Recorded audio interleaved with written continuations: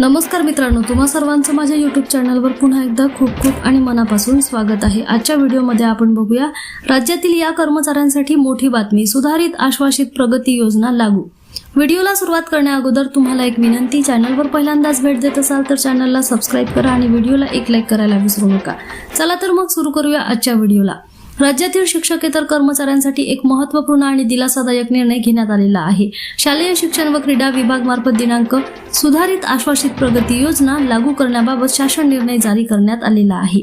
1 जानेवारी 2024 पासून योजना लागू। या शासन निर्णयानुसार राज्यातील खासगी संस्था अंतर्गत मान्यताप्राप्त अनुदानित शाळांमधील शिक्षकेतर कर्मचाऱ्यांना सुधारित सेवा अंतर्गत आश्वासित प्रगती योजना दिनांक 1/1/2024 पासून लागू करण्यात आलेली आहे। कोणत्या पदांना मिळणार लाभ? सदर सुधारित योजनेचा दुसरा लाभ खालील पदांसाठी लागू करण्यात आलेला आहे। अधीक्षक, ग्रंथपाल, मुख्य लिपिक, वरिष्ठ लिपिक, कनिष्ठ लिपिक, प्रयोगशाळा, परिसर, नाईक, शिपाई।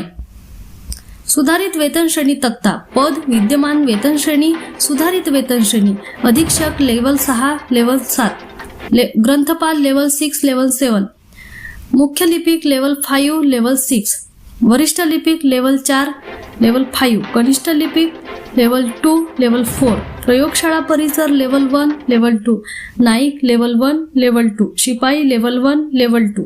निर्णयाचे महत्त्व, कर्मचाऱ्यांच्या दीर्घ सेवेला न्याय, आर्थिक स्थितीमध्ये सुधारणा, मनोबल वाढविण्यास मदत, पदोन्नती न मिळाल्यास पर्यायी लाभ। महत्त्वाची सूचना, लाभ मिळण्यासाठी संबंधित कर्मचाऱ्यांनी सेवा कालावधी व अटी पूर्ण करणे आवश्यक आहे। संबंधित शाळा, व्यवस्थापन व शिक्षण विभागाकडून अंमलबजावणी प्रक्रिया राबवली जाईल।